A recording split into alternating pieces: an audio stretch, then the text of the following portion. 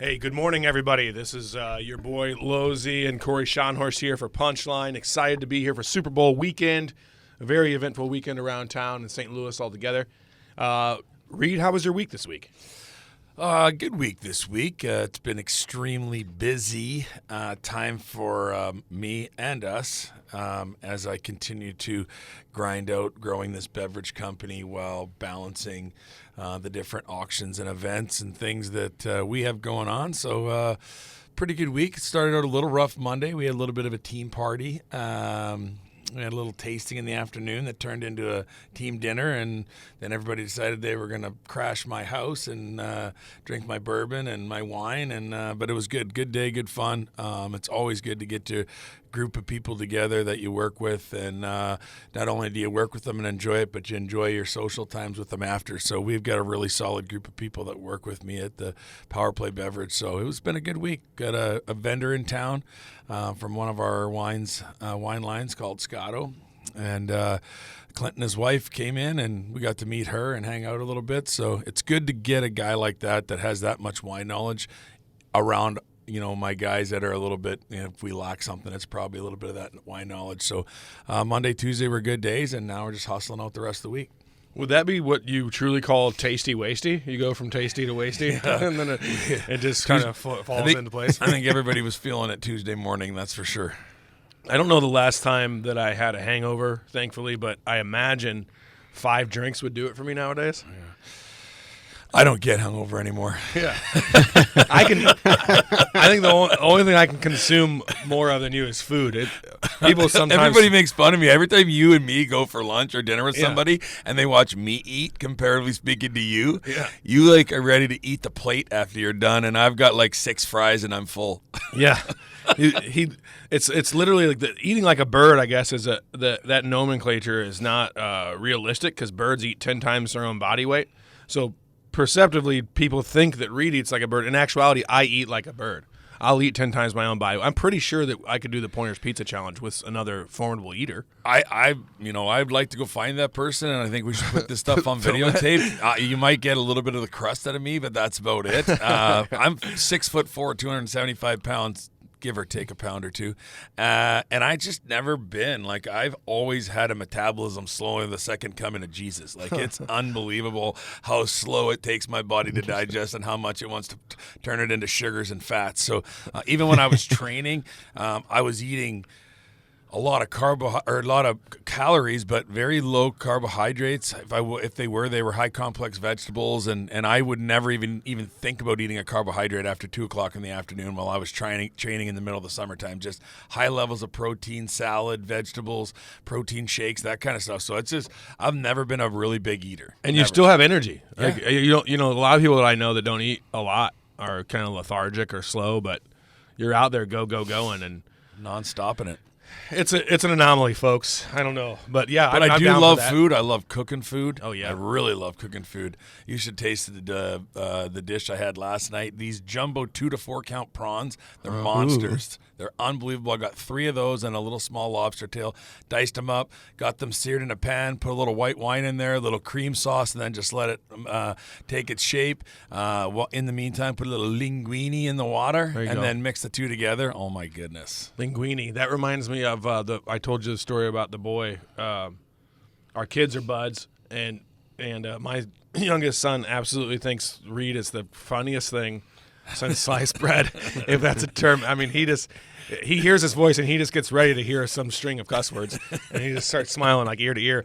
But we were up here this week, Monday night, I think it was, with you, Joe, right? Was that Monday? Yeah, that was Monday, yep. And we were just throwing down some pre-records and stuff, and next thing you know, the boy comes back with a menu, and then we go back over to the bar, and he's ordered himself shrimp fettuccine Alfredo and zucchini sticks.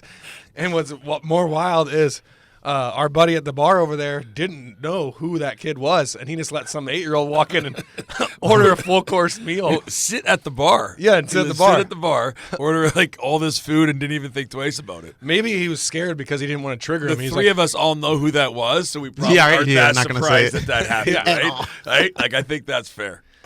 But it's just funny to me because maybe he was afraid to offend him. It's 2024, so maybe he was like, maybe this kid identifies as a little person, as a grown man with a job, and he'll pay for it. No, I just retired from the Chrysler plant. I'll be 9 next month. Like, what was the thought process there? That is amazing. Although, you know, one thing, me being a foodie, one of these days I want to have like where I go out and go to different restaurants and critique their cooking. Yeah, I would love to do that. Or cook with them. I think that's even more fun. That's what I want to shoot for. Is we need to get some people that are listening to the show or anything that we know, and we'll get Reed out there and have a little cook-off, or just teach him how to cook one of your favorite things and let him try and duplicate it, or vice versa, or something like that. That'd be fun. We could do something cool. Yeah, cook-off should be with good. your boy Losey. Yeah, face-off cook-off. Loser gets square off cook-off, and it's only square-shaped foods.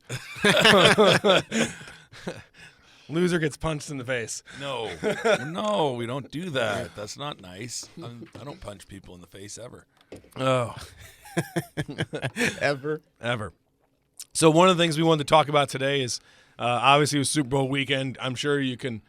There's no shortage of places to turn to that are talking about the Super Bowl this weekend, right? So let's jump on the bandwagon. But I wanted to do something kind of fun, and instead of just talking about what are the odds and this quarterback versus this quarterback, although I do want to get into it. Yeah, we will talk about this stuff. But I wanted to add some things that maybe some other people aren't talking about. And I look at it too, is especially since he sent us that picture. I'm like, okay, this is Riley versus Blair instead of the two quarterbacks, because those guys. I mean, especially, man, Riley looks just like that quarterback over at San Francisco. So I got some prop bets pulled up here. Let's divide it up. Let's do like 10 prop bets. I'll read them out. You let me know what your thoughts are. Joe, you chime in. Let me know what your thoughts are. I'll throw my 2 cents in on these first 10, and then we'll talk about what we think about the game itself, and then some other stuff surrounding. We'll break it up. So the first prop bet for this year's Super Bowl is time for Reba McEntire's national anthem.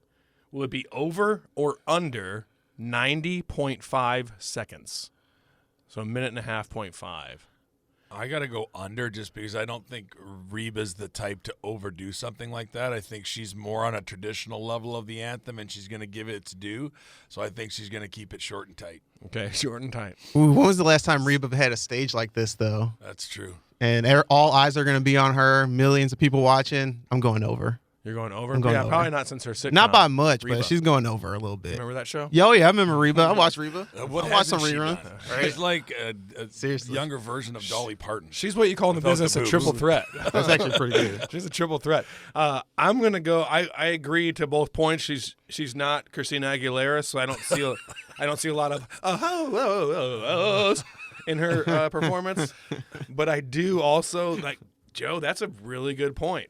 I'm glad we're doing this like on the spur of the moment, so I can think about it, because that's a really good point. I'm gonna still go under though, because I still don't think, as much as she went to stage time, that she can carry notes that long. So I'm gonna go under. Yep, that age and that larynx is going to really hamper that. Yeah, those combination. So I got 2 for under, 1 for over on that one. I was gonna skip around. We'll just go in order. Outcome of Outcome of the coin toss. Outcome. Meaning, is it going to be heads or tails? Yeah, I was just no matter? trying to get you to spit the marbles out. Yeah, I couldn't. I don't know. I was going to Holy go coin today, Junior. I was licking windows earlier. Outcome of the coin toss. Heads or tails? You know, I think heads is what, like 66% of the time, because it's heavier. Is that true? It's true. That makes sense because the It's indentation. the head and the head Yeah. and the tail is not. So 66% of the time, which I don't like 666, but 66.6% of the time it's heads. So you obviously got to go heads. Mark of the beast. Heads it is. Well, I didn't know that information, so I'm going heads now, too. Dude, that was true. I'm also today years old when I learned I it. might so- have just made it up too. That was really good though. It sounded right. Solid. It sounded solid. It's 2024. Just say it with confidence. People believe it. Listen, man, fake it till you make it. You know. That's one of those things that there's somebody really going to go fact check. Well, probably now. I would hope so. Write in and tell us. No one's going to fact check that, yeah. If you the text line, 855-282-8255. Yeah, let us know what your thoughts are on that today. I'm gonna go for that purpose. I'm gonna go heads too, and also I'm super excited because I thought that was going to be a straight up just like heads, tails. And Loza, you brought a whole new depth to that 50-50 question. What will be the first play of the game? A pass, a sack. So pass and sack are the same category. Will it be a pass or sack, or will it be a run? So this is the first offensive play of the game, I suppose. So if it's pass or sack, you win? Mm-hmm. Meaning like if he's attempting to pass, he either gets it off or he doesn't. It's still considered a pass. All right, so a passing play or a running play. Yeah. I think that's a tough one because it kind of depends on who's starting, right? Right. I feel like if it's the KC Chiefs, it's probably going to be a pass. But I feel like they're going to want to get McCaffrey into the game early. I think he's a big player for those guys. So for those Swiftie fans out there, KC means Kansas City. But I'm just going to go all over pass. If I've got to guess one, I'm going to go pass sack. Okay. In fact, I'll even go even bolder. I'm going sack, and Bosa's going to get it. Bose with the sack. Yeah. It's bold. Ooh. Bold If he word. does, everyone's going to be like, what? Yeah. How'd you know that? Hey, listen, I'm not kidding. Yeah. Side note here. We were championship game. Buddy from Buffalo's getting ready to kick, and my son over is sitting right to the right of me, Connor. And as soon as they go take the field goal, I said, he's going to push that far right. And Connor's like back and forth. I'm like, give me 10-1 odds. He still hasn't paid me that $100, by the way. And my $10 versus his $100, and sure enough, he pushed it right. Connor was losing his mind. So I've done it before. All right. You're like that. Like on Waterboy, when that guy was asking his girlfriend, like, what do you think the score of the game is? And she's like, I don't remember, but it's like 37-32 in the fourth quarter. And then like it turns to that score and they show her face again and she's looking at him all like crazy eyes. I didn't see it. What do you think, Joe? Pass or run play? I'm gonna go with pass too. Just if Kansas City gets the ball, I think they'll do a quick pass to Rasheed Rice to try to get him going. If the 49ers, they get the ball, they're going to do a quick pass to Debo or Ayuk just to kind of give Brock Purdy in the motion and fill in the game. I think they're both going to do like quick screen passes or bubble passes like that, so I'm going to go with pass. Okay, I'm going to be the odd man out here. I think these are prolific quarterbacks in their time. I've yet to see what they do, but I think to feel out that defense and kind of get a feel for the game that no matter who has it, it's going to be a run play. Just to kind of like, where's everybody standing? Let's feel this out. I don't think they want to waste their guys yet. We had 3 different picks there. I picked sack, he picked pass, you picked run. Oh, yeah, if we're going with your exacting thing, then I'm calling a sack. Sack, pass, run. I call it pass. Yeah. Sack, pass, run. Oh, I see what you're saying. I'm running. You're passing. There you go. He's sacking. All right. Whoa. So I am struggling. I thought, is that me reading over there, or is that you? Your Tuesday hangover. Right. I was gonna say you started early for Mardi Gras. That's what that is. Yeah, I'm hungover from Tuesday. Will there be a score on the first drive of the game? Yes or no? What kind of odds come with a question like this? Yeah. Because that's a tough. That's one. not 50-50. These are supposed to be prop bets are. Labeled or categorized as 50-50 answers, but that's definitely, in my mind, too, a more complex answer. Will there be a score on the first? I would say this. I certainly wouldn't be surprised with either of these offenses, and I think that we're going to see a little bit more of an offensive game in the first quarter and a half. Once the defenses kind of sink and kind of get into a little bit of a rhythm, I think they'll tighten things up a little bit, and it'll be a little bit of a tighter game in the second half. But I would say, probably yes, 78.7% yes. Okay. Reed's a yes, Joe. I'm gonna go no. I think they'll be a little shaky. The defenses are both really good teams, so I think it's gonna take a while for those offenses to get into a groove. So I'm gonna go ahead and say I'm gonna go no points in the first drive. I'm gonna say no also, but not because of the strength of the defense, but because of the. I'm going all the way through my first prediction. 49ers get the ball. Brock's not as experienced. He gets nervous. They don't complete the first drive. I think that's how it goes. So I'm gonna go no. On mine. Let's see. What will the first turnover of the game be? An interception, a fumble, or will there be no turnovers? Interception, fumble, or no turnovers? I think if I had to pick one of those, I definitely think there's going to be turnovers. These defenses are too good. So I definitely think there'll be turnovers. If I had to say what it'll be, it's going to be interception. I think that there's some sure-handed players. If I had to pick between fumble or interception, I'd take interception. Brock Purdy's going to throw an interception. Pat Mahomes hasn't turned the ball over since Christmas Day, so I'm going to go with one turnover, and it's going to be Brock Purdy throwing an interception. I like that. We're all like, I can't disagree with you there. Like if I were to really pick. hash mine out like that, I would go down that same path with you. I feel like the more honed in we're getting, it really does feel like I'm keep waiting. Like, call in to hear your future. Right. I'm gonna go with fumble because I believe both quarterbacks are solid, but you can't hold anything back. This is the Super Bowl. I think these defenses are going to rush, and I think they're going to try and put a hurt and a scare to these guys early on, and it's going to cause a fumble. So I go fumble. And then we're going to do two more here. I'm going to do – there's one more fun one, and then we'll have this last two scores, and then we'll break it down and take a quick commercial break after that. So here's a fun one. Which color Gatorade will be dumped on the winning coach? The choices are expansive. I'll read them off to you, or do you want to just kind of guess first, and then I'll read off the options? Because the options are endless, basically. Like whatever. I think every time I've seen Gatorade go on a coach, for the most part, it's red. So if I got to go Gatorade on the coach, it's red. Okay. I'm going to go yellow. Yellow, the classic. Yeah, the classic, original? the classic original. I'm going original. Gatorade is thirsty for that deep down body thirst. Bing. I'm gonna go. I think everybody's sensitive, and I think that it's going to be clear. Which Not is clear. It says clear water. That's one of the things. Clear or water. I'm going with that. I think that it's that, but That'd just be kind hilarious. of obscure. I'll change. I'll go orange. I'll go orange. Orange is legit. Final too, but answer. Water could be water instead of Gatorade could be one, and they probably coach would rather have water on them than he would a bunch of sticky Gatorade. Right. Yeah. I guess. Yeah. All right. I'm gonna stick with. I'd stick with your water. I talk myself in and out of things so many times. You know that's why I'm here to help you, bud. I'm here to guide you. You should hear the arguments I have while I'm doing my hair in the morning.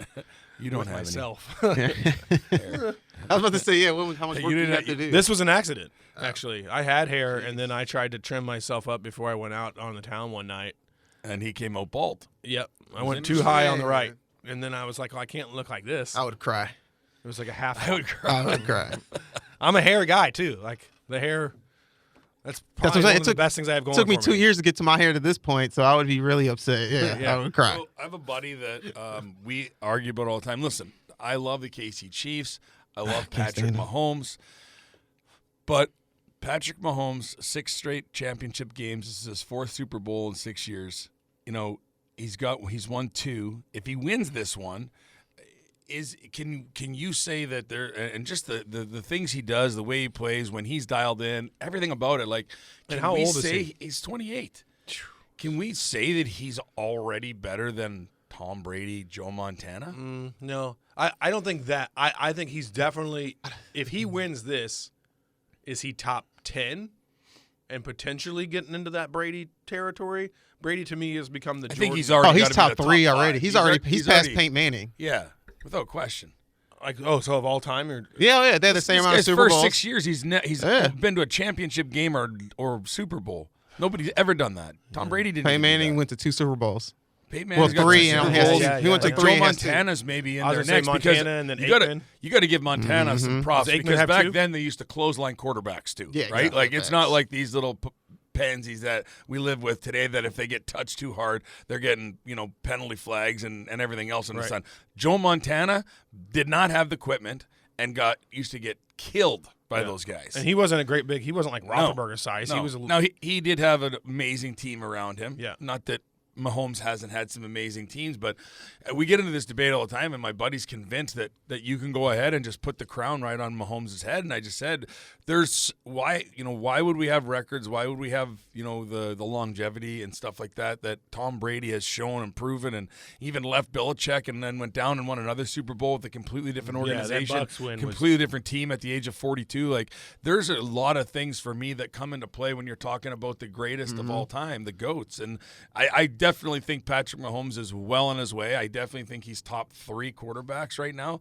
And so for me, I think that like one other guy that doesn't get enough credit for what he did was John Elway too. I think his name kind of gets slipped around a little bit. This guy went to 6 Super Bowls or 5 Super Bowls, won 2 in a row at the very end of his career, was an absolute gamer. This guy didn't slide feet first ever. You know what I mean? Like he was an absolute machine. But I just think that there's never been a quarterback like Patrick Mahomes, and to see somebody come into the game and do what he's doing on your first 6 seasons, and then really what's even more amazing is like when things are down and the chips are down, this guy doesn't fold up. I was going to say he's got an intelligence about him for a 28-year-old. Look what he's done in the playoffs. There's a meme on Facebook right now, and it's Kelsey pointing at something, and Mahomes is looking, and he's like, "See, we made him think we can't catch the ball all year, and now we never miss any." Right? Think of how those two guys alone, and also you can't talk about Mahomes without talking about Kelsey. Kelsey just passed Jerry Rice that's for like the most receptions. Gronk and Brady. You know? Well, and even not even close to Gronk and Brady, because I say this all the time. Like, Travis Kelce's the best ball-catching receiver in the NFL, and maybe one of the best ball-catching receivers ever. And you just don't see that from a tight end. And he's so intellectually smart about where things are going and what's happening, and they've got a telepathy between each other that's off the charts. So one goes hand in hand. None of those quarterbacks that we're going to talk about on that list hasn't had an absolute superstar beside him. Jerry Rice was with Joe Montana. You got guys like Randy Moss that were with Tom Brady as well. So I don't think you can give him the crown yet, but man, he's well on his way. You're right. And I don't think you can count rings when it comes to the GOAT, because if that was the case when we talk about the NBA, please don't Jordan wouldn't be the GOAT. Are you going to argue for LeBron James? No, I would, but I was going to say Bill Russell has the most rings. Okay. Yeah. There's people with more rings than Jordan, but we never called him the GOAT. Yeah. So I think, like you said, with Pat Mahomes, what he's done, even though he doesn't have 6 rings like Tom Brady, but what he's already done in such a young career, technically, compared to Tom Brady, is amazing. Well, Michael Jordan. And I don't have that. It was tough for me the reason I made that noise about LeBron James, because it's tough for me because, to me, I guess stats is really what it's about, but attitude plays a lot into that. He's the GOAT. I think Mahomes has a good attitude. I love that when he gets smoked, he gets up, he's like, "Good job, good hit." You don't think LeBron has a good attitude? LeBron? I don't think so. You don't think so? I don't. He's like been LeBron a superstar since he was 16. I think it's okay I think for him some of to that have a went to his little head. stank attitude every now and then. Well, I don't like somebody that, like, when you listen to Michael Jordan talk, he never refers to himself as the greatest of all time. He probably has an idea inside of himself that he is, but LeBron is just so stuck up about it. Now, listen, LeBron does amazing things. Back in Akron, Ohio, he's put thousands of kids through college. He has done so much for the community. Yeah, I'm not saying he's a bad person. I'm not saying he's a bad guy. I just don't like somebody that's self-professed. That's all. Let somebody else tell you how good you are. He did crown Tell himself the the world king. that you're this great. King James and all this other stuff. I just and I tell you too. But if Jordan doesn't have this epiphany to go be stupid and play baseball, he wins 8 championships in a row. No, forced to go play baseball. There's no way that Houston beats those guys. I said forced to go play baseball. Yeah. Allegedly. The controversy. Really? Allegedly. Yeah. He got forced to go play baseball. Well, allegedly. Well, give me the. I don't know what. It coincided. Story. Okay, a lot of gambling. Him leaving the NBA coincided with the passing of his father, who was got killed on that on the side of the road. His life was taken in a car in a random parking thing in Florida, and no one stole anything. He just got shot and killed. And it was rumored that, well, we all know that Jordan's a gambling fool. Like, everything's a bet. And it was rumored that he had some outstanding unpaid bets. I didn't hear that. Yeah. Wow. And then and you can't have your biggest player of the time, the greatest player at that time, Michael Jordan, the biggest name, get caught in that scandal. So there's go away for a year. It's right up there Go with do the something. moon landing and the second gunman. Don't even get me started on the moon landing. Right. But yeah, no, Jordan is that's crazy. A consummate pro, but at the same time, like, when you really think about it and all the stuff you see, like, he talked more trash than anybody, but pound for pound, my money would be on Larry Bird for the best player in that position over LeBron James. I'm taking I'm taking 5 people, I'm taking Jordan, Bird, Johnson, right? And then I'm taking LeBron. I'm taking Bill. And I'm taking probably I don't know who my second forward would be. I don't know if you know you got Maybe Shaq. I'm not Probably taking. Shaq. I'm not taking anyone pre-1965. I just can't do it. I agree with Bill that. Russell wouldn't be able to compete against LeBron James. What about Dr. What? J? Well, he was the 80s. Those guys are rough. Yeah, he's rough, but he'd have been I don't way. see LeBron James doing anything against Larry Johnson, Karl Malone, Patrick Ewing, If LeBron Those guys James are- played in the 90s, That's why I said pre-1965. pre-60s. Okay, Because yeah. there's no way Bill Russell could keep his footwork with LeBron. They you would don't think blow, that hook shot is quality? These guys are way too athletic now. They would blow past Bill Russell. That's true. You got to give that. It's a completely different, different game, generation. yeah. Different. The way they train, everything is a completely different game. But It's almost impossible Larry to compare. Bird definitely goes a little bit unnoticed for me. The way how tough Oh, he was absolutely. and what he did and how Mentally he shot a tough. ball, Yeah. like that guy could straight out shoot. And How listen, if you're transparent gonna- his mustache was. If you got to It look, you was. got to go Shaq in the middle. You got to have Jordan Shaq, on sure. there. But Yep. I think you got to have Steph Curry on there. This guy's the all-time greatest shooter of all time. Like this guy Yeah, is I do love some ridiculous. shooters. Yeah. And like 3 points. Have you ever watched him warm up? It's unbelievable to watch this guy warm up. Like he just doesn't miss. Growing he up, throws Reggie was balls my from favorite. the other end of the court 3 at a time and drains them. Like it's Like it's insanity nothing. what he has to be able to shoot a ball. So if you're gonna you want to talk about the 5 best basketball players, yeah, you could do that. But if you're gonna put a basketball team on the floor, I've got to have Jordan, Curry, Rodman, Shaq, and then maybe like a Magic Johnson. That's I'm pretty thinking- unbeatable. That's a good That's team. actually pretty good. The spacing and everything. With everything you got, like you got to take the That's guys that are pretty going to good. win you a championship. Dennis Rodman's on that team, Shaq's on that team, Jordan's on that team, Curry's on that team, and then you could throw myself on that team, and I could be Right. the 5th member of that team, and they'd Seriously. still win That'd be 100 insane. championships in a row. So we're going to go ahead and take a quick commercial break, and we'll be right back to do our last prop bet and then talk Super Bowl. Punchline. Welcome back to Punchline with your boy Losey and Corey. Here. I was gonna almost said it. Real story, Corey. Love it.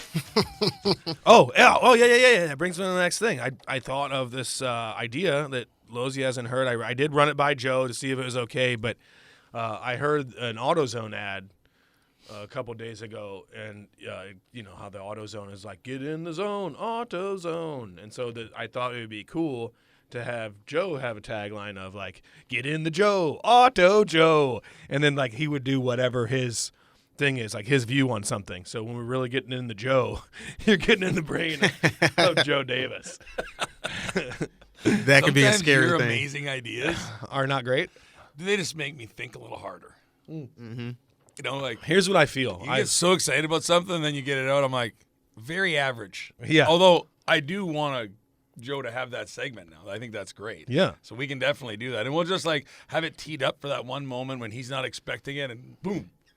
Now he's on the spot. He has That'd to be think of pretty something. good. What is your thing? Yeah. Because we got an aux cord we can plug into your computer, and you can have control of little sound bites and stuff that you have on your computer. Yeah, like it'll be like the floor is lava challenge. Right? Oh, there you Like go. Whenever that Joe thing comes on, he has to instantaneously give his in-depth dive on whatever we're talking about. Which is a good Netflix show, actually. I don't know if you've ever seen it. Which The one? Floor is Lava. They got a game show. I saw that game show. It's pretty Yeah, my interesting. son and It's I not watched bad. It's not bad. it. You'd really want to be on it, right? I do, yeah, It looks super- absolutely. It looks super fun. Like they build these elaborate sets, and then there's like probably like a 4-foot liquid pool, not 4 foot in diameter, but 4 foot depth around the whole thing. And if you fall in, it's like lit from underneath to look like fire water and stuff. It's pretty exciting. I used to watch those Nickelodeon shows and be like, where do they get these nerds? Like I could crush the Rubber Band Jungle. Like I used to get so upset that I wasn't on Double Dare. That's awesome. I didn't collect enough box tops, I guess. Send them in. So we have one more prop bet here real quick, and I should say two. They're kind of go hand in hand. The first is who will win the Super Bowl, and then who will win the Super Bowl MVP. Oh, it's really hard for me not to bet with my heart because I'm, a Kansas City Chiefs fan, and yeah, I've only been a Kansas City Chiefs fan since really the Since Rams everybody else left. turned into When the Kansas Rams City. left, and then KC decided to draft Patrick Mahomes when nobody else wanted him, and then he turned into what he's doing. And it's not hard to jump on that bandwagon just to players. And I think Andy Reid and the commercials, I love all of it, right? I even used to get kind of saucy at the whole Swiftie thing, but now I'm kind of over it. Like she's just there hanging out. Like it's not her that's putting herself on TV; it's everybody around her. But I definitely think that Patrick Mahomes is going to continue on. I think he's going to win the championship, lead his team, and be the MVP. Okay. Man, Get in the Joe. Auto. I'm not a Chiefs fan, but I think the Chiefs aren't going to end up winning the Super Bowl. I'm gonna go with Pacheco. I'm gonna go with Isaiah Pacheco. I think they're gonna have a huge run game. You can see if you watch the Chiefs, they kind of took the mold of the Tom Brady Patriots, where Patrick Mahomes really is a game manager. He's been a game manager these whole playoffs, and he's been dinking and dunking. They really haven't had any pass. They really have no passes over 20 yards or more. So they've really been just game managing and letting that defense really carry the team. And I think they're going to do that if they can run the ball and keep that offense of the 49ers off. 21 on the board. And then... But it's going to take him to have a great game. He's going to have like over 120 rushing yards, 2 touchdowns. So it may be a far-fetched shot, but I think they're going to lean heavily on the run. You can even look over the last 4 or 5 seasons on this dynasty kind of run that they're on. Yeah. When they get into the playoffs, they always have somebody that runs for 100 yards or more. They always rush the ball in the playoffs. They throw the ball in the regular season, but they really do turn into a game-managing team in the playoffs. Well, throwing the ball anywhere, no matter who you are, quarterback-wise, is always more risky than running the ball, right? Like your chance of being intercepted or greater and or sacked. I mostly to be emo about it and kind of like just go against the grain. I'm just gonna say 49ers and Brock. How about that, Mr. Irrelevant to Super Bowl MVP? That's a commercial. Yeah, I like an underdog story. I think that's cool. And okay, like I have more respect for Holmes than I did initially for Brady, because back then I was always like I didn't like the Yankees because they bought their team supposedly, right? And I didn't like the New England Patriots because they bought and sacked their teams, and there was all the controversy. But a lot of it was just like hearsay. So I think my views on it are less from a sports standpoint and more from like what I would desire to see. So I'm going to go 49ers, Brock MVP, underdog story. Can't count Kelsey out, though. That's a guy that was a huge, he came out at the beginning of that Baltimore game a couple weeks ago and made some plays. That Hamilton, I didn't even really know who he was, but apparently he's a stud, and he had not let up a touchdown versus a tight end all season long. They made a whole play after. Yeah, and it's – and you're an idiot. And so I listen – Travis Kelce is going to be a huge part of this game if the Kansas City Chiefs win the Super Bowl. That's without a question. He will get open, and Mahomes will find him. And I think that for me, I think that's where I think that there's going to be some passes early that are going to go to Kelce, because whenever not only Andy Reid but Mahomes, they feel good when the ball's in Kelsey's hands as well. But I think Pacheco's going to have a huge game, and I just love the way he runs and then gets up real quick, and he just wants him to know that he's not getting tired. That guy's an energy box. That's a good point about the Kelsey thing too. The NFL script is in for sure. I was going to say, right, like there's so much press surrounding that situation that. That does kind of make sense. What's the going right now? The going conspiracy theory is the NFL wants that Taylor Swift, Travis Kelce kiss on the field after they win the Super Bowl. Oh yeah, so. That should be interesting. Right. Man, I can't believe that. It's win or lose, they're going to get the shot of Travis Kelce and Taylor Swift, no matter what. Oh, yeah, for sure. For sure, yeah. Well, what they're saying, they're going to have him crying, and she's going to be consoling him, or it's going to be happy. Kissing. It's gonna be. And they're gonna play her song on the loudspeaker, like if in the locker room while they're popping champagne. You will never, ever, ever it's get another chance to be in the Super Bowl. Yeah. That's good.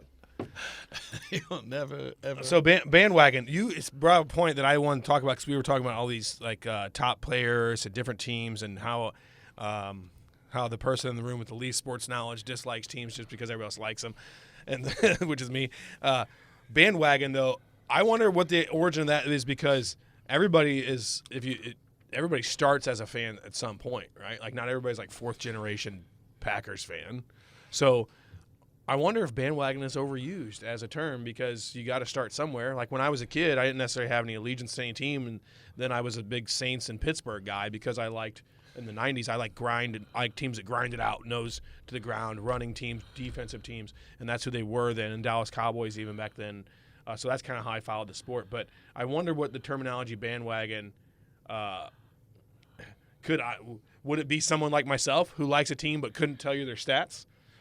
I think that's more of a bandwagon person than if somebody just start like yourself. You just started liking KC at a certain time point, but you know about it. You're in depth with that team. You're involved in that team, stats wise and stuff. So I think bandwagon's stupid. Like I don't go cheer if I want to decide to go cheer for another team, even if they're like just coming to becoming good. Listen, I'll commit to bandwagon jumping right now. I am all about the Detroit Lions. I love this team. I love Dan Campbell. I love the energy that he brings. They've got 9 starters out of their 22 starters that are under 24 years of age. And he ain't lying. And so I'm telling you, like, I had to look at Joe until he got it. I did. It took a second. Like, wait, hey, I don't understand. I'm just going to keep walking. But that, like, so call me a bandwagon because I'm going to cheer for those guys next year. And I was cheering for them. I wanted a Kansas City Detroit Lions Super Bowl. And I will tell you this, if Dan Campbell and the Detroit Lions would have got to the Super Bowl against Kansas City Chiefs, it might have been hard for me to cheer for the Chiefs. That's how much I love and respect what they're doing and how much fun they're having as a football franchise and what he's done to bring this team back to life. Like, these guys haven't had this kind of energy since Barry Sanders was around back in his prime, and that wasn't even much because they didn't even have a football team other than Barry Sanders. Barry Sanders, yeah. Yeah, I can't really talk when it comes to bandwagons because I like the Rams, the Cowboys, and the Steelers. So my teams always have a chance. All over the place. All over the place. All my teams made the that's the playoffs. thing, though. If you're cheering for the Cowboys, they don't always have a chance. In fact, they never have a chance. All my teams made the playoffs. That's all I'm saying. But the Cowboys, I really feel like there's a level of curse from Jerry Jones on those absolutely. guys. Well, no, 100%. I'm saying that's what I'm arguing against. Is that It's I don't ego. think I think bandwagon applies to people like myself in the sense that if I like a team, it's slightly more in depth than great mascot and colors, guys. You know, so that's a bandwagon to me. Who wants you guys to know root, about it. Who You wants can to be root for fans. losers though? Nobody. So that's why I don't have a problem with you jumping on a team if they're winning. Yeah. If you enjoy the experience of watching them win. Well, I'm still a Buccaneers guy because I want to see that resurgence, primarily because my dream is that that's where my son goes and plays. Because what a great place to visit. Just hang out in Tampa, you know. But do you know anyone on that team? Huh? Do you know any names on the team? Nope. Yeah, you bandwagon. Yeah, exactly. That's what I'm saying. That's You gotta know a couple names. Yeah. It was Mike Evans is one, isn't it? Yeah. I know they used to call Coach Chucky. Mike Evans, Is that guy but- still a coach? Mike Evans probably gonna be out of there. Oh, what was really funny is my first. They're gonna. Did they already sign? What's his nuts? The quarterback. Baker Yeah. Mayfield. Did they? I'm I don't not know. sure. I know they're talking like They're he's gonna talking get a about big it, but deal. they're trying to sign Mike Evans too, but he may leave. That'd be interesting. They need him. They need someone. Yeah. Like if he leaves, that's a big hole. Yeah, like 4 years from now, I might know somebody on that team. That would be cool. I That would would be be cool. excited. If the boy plays his cards right. I've seen a lot of people go in and out of, in that D1 category and or beyond, in like the suburban north, especially in the 90s, as far as making it. And I got to say, unbiasedly, the boys got a chance. If you got talent, they'll find you. Yeah. So If it's meant to be, it's up to me. I like it. I like it a lot. One of the things that we like to talk about on our spare time, and one of the things that we were excited about doing with this show is getting out and talking to people, but specifically dads, and talking to dads about like, how and why they got into the business they got into, what's their work-life balance, what do they learn, and one of the things that we consistently talk about is the lessons we learn. I mean, probably no less than weekly do we discuss something we learned from our children, right? And I would think let's just start off our journey down fatherhood with what's the latest or most recent lesson that you think you've learned from one of your children? Man, I learn stuff from these kids every single day. When I'm, and I made a transition in my world, and we'll probably get into it a little bit here in a little bit, or maybe next time, I don't know. But where my kids actually have an old dad, new dad part to me, and I made some changes in my world about 4 years ago, and that's the greatest stuff that's ever happened to me because it's allowed me to step back a little bit and calm myself and not try and have such a grip hold on how these children are being raised or how I'm acting or what I'm doing. And, you ingest some sexualness into your life and it changes your life. And so for me, whenever I'm like disciplining or talking to my kids, I'm always thinking back to that childhood of me and how did I feel there, making sure that I bring some empathy to the table when I'm talking to my kids. And I feel like that newfound unconditional love that I have almost for myself inside has helped me to understand and relate to the kids better, because I think a lot of times for me, when, the old dad was very hypocritical in how I would criticize when I knew that I probably did those too, and that there's a learning curve to being a human and to being a kid. And I'm going to get more from loving them than being angry at them or shunning them or not letting them speak or not letting them have an opinion or us to not discuss it. So, for me, the lessons are plentiful. One in particular, a week or so ago, I kind of got into it with my daughter. She's 12 years old. I've got 3 boys, 21, 18, and then my daughter has a twin brother. They're both 12, obviously.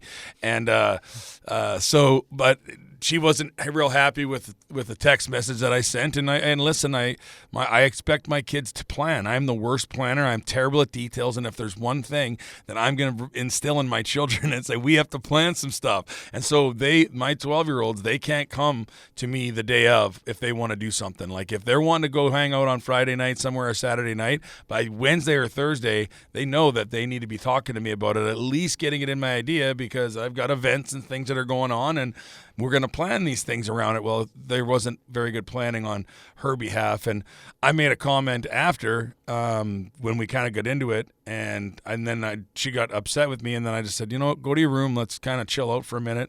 But then when I went up to her room and I sat and talked to her, I had to bring the accountability level to the next level by saying, hey, you're 12. I'm in charge. Pretty much what I say goes, but I shouldn't be like this. You deserve more respect. That wasn't a fair comment to make. And so I'm sorry for that. And I don't believe the word sorry. Like, sorry to me is an action. Sorry is just a pacifier for somebody that's unwilling to change behavior. And, so for me, I think it's very important that I don't say sorry, I show sorry. And I want to make sure that my children are instilled with that as well. I want to get it's a lot of good valid points there, and also, but I really still think that like our first piece of swag for this show should be a picture with Reed on it that says "sorry" the way he says it. I love it. Sorry. No, that's a good thing. I remember as a kid one time making a case for a sleepover, and short of putting a PowerPoint together, I had a plan, and that's one thing I kind of became with my older. I wanted to be friends so badly that there was no discipline. It was more of a super dad weekend thing, right? And then so it was like just didn't get that much time. So when I did spend time, I didn't want to spend it disciplining. And then with my younger one, I very much have started to learn not only about communication but putting my foot down, because I'm kind of a chump when it comes to what they get away with, in the sense that they trick me all the time. My oldest son once, I carried the boy around until he's probably 9, like on my shoulders or so. So he's like he's my length at that time, just not my weight. It looked like I was carrying a giant daddy long leg on my shoulders because he's all lanky and his feet were down past my waist. And I remember like talking to his mom, and I was like, hey, next time you take him to the pediatrician, if you go before I do on this one, make sure you have his knees checked out. He's always complaining about how his knees hurt. And she's like, what are you talking about? I'm like, I don't know. He's always complaining about his knees hurt. I got to carry him around everywhere. And she's like, he never once tells me that his knees hurt. He walks everywhere with me. She's like, he's playing you. And then so like I did not learn my lesson, and I had the same situation where my youngest one, Ty, was we were at the zoo, and he's like, Dad, can I get up on your shoulders? And he takes a nap, and he's like 84 pounds or something. So it's like having a rucksack around your neck, and it was terrible. And then I kind of had forgotten that story until I was retelling it, and in the middle of the sentence I'm talking to his mom. I was like, hey, listen, I don't know if he's got joint problems or what's going on. And like right about there in that conversation, I was like, never mind. And she's like, what? I go, does he walk around with you? And she's like, yeah, why? And I go, nothing then. And like I didn't learn that lesson. But it is interesting when we communicate. And we both have gaps. So mine will be 20 this June and 9 this March. So about 10 years in between. And I remember one time we were in the car, and my youngest was probably 5, and he was crying because I was laying into him about something. He was in the back seat, and I was like, you can't do this. And he starts crying. He's like, you can't talk to me that way. And my oldest son turned around. He's like, you have no idea like how easy you have it, because I create that thing where I've had to start correcting it. I'm indifferent about what I eat at night. I do love to cook like yourself, and we've cooked some things together before, and that's always been fun. But I'm also indifferent about what's on television. I'm not really a big television guy. It's kind of background noise for me. I might listen to some news here and there, but I don't even like that anymore, because it's like, oh, do I want to listen to left-wing extreme stuff or right-wing extreme stuff today? I just want to know the weather and, like, you know, what. Live sports and music. Yeah, show me another squirrel on water skis or something. Like, I don't care about the other stuff. So I let them pick what's on TV and what we eat and stuff, and I realized I created a monster, because when Tyson started going to school over here and staying with me during the school year, I was like, all right, here's our meals. This is what I'm cooking for dinner. And, like, the first time that happened, I was like, let's call it spaghetti. Whatever it was, I was like, this is what's for dinner. And he's like, I don't know, I'm not eating that. I'm like, what do you mean? Yes, you are eating that. And then I realized, I was like, oh, this dude's got all this confidence because I've let him choose how we operate this home up until this point. And so then I had to get really real with him and be like, look, here's how we do things. Like, this isn't a weekend thing and every other Wednesdays. This is every day. We're not just going to have sushi and tacos every night, like, for a living. So it's been a fine balance, and absolutely the most humbling experience, because, you know, you talk about patience and that kind of stuff. And I really love that scene in Evan Almighty, where the wife is at the little fish shop or whatever when she leaves him, and Morgan Freeman's like, do you think if you pray for courage, do you think God gives you courage or a chance to be courageous? And if you pray for patience, does he give you patience or a chance to be patient? And prior to this last 2 years, I consistently prayed for patience and pray. Again, I think I was doing it wrong because I'm asking instead of, like, counting my blessings, which I love that new thing. But so I'm asking for these things and didn't even realize until probably 6 months into this situation that, whoa, that's the answer right there, because you got to be patient with the kids. Like you said, you're learning new skill. You forget, like, I know how to tie my shoes really well at this point. Yeah. Right, in my age. And so, like, my frustration with him not doing it quickly is really unwarranted. Yeah. Because he's just learning out. And I'm like, what do you mean? Tie your shoes. And he's like, Dad, I don't know how. I'm trying my best, I swear. I'm like, you're an idiot. You know, I think that there's a lot of things that come along with that in the world, right? As adults, we get into the real world. We're responsible for so many different things, the finances, the roof above the head, the food on the tables, all of that different stuff. And I think that when we start to realize that really it doesn't matter and none of that stuff really matters, the only thing that really truly matters is, you know, the amount of love that we can give our kids. And I think that the more I started to learn how to have unconditional love for myself and, some patience for myself, that was really when I started to feel like the patience for those around me. There was a long time, and, you know, COVID was real hard on me. So there was a time and point in my life where I grew to, you know, where my personality was at 8 all the time. So it would take nothing for me to pop off, and my kids would do something very minute, but that was the straw that kind of broke my back. Yeah, and emotional bandwidth only has so much tension. Right? So much tension. And so I think that as I started to kind of get into that and allow myself to take a deep breath and not take everything in this world so seriously. Like, I was watching a comedian last night, and he was talking about being offended. And he's like, what happens if you get offended? You're going to have to learn how to get unoffended. And so I think it's funny when we talk about, you know, the offensiveness that everything brings nowadays. They're talking about making laws against offensiveness. Like, it's the most ridiculous thing ever. And my dad always used to tell me they'll cool off in the same skin they get hot in. But for me, it's a patience thing, but it's also a gratitude. It's a unconditional love. And the more we can have that for ourselves, I think the easier it is for us to give it, especially when it comes to the most important things in our lives, which are our children. Well, and that's where I think the assertion comes from, too, is self-realization, self-humility, self-love, and it helps perpetuate that ability to take a step back and look. And a lot of times the people closest to us, whether it be our children or our significant other or even our closest friends, get the brunt of when our bandwidth breaks.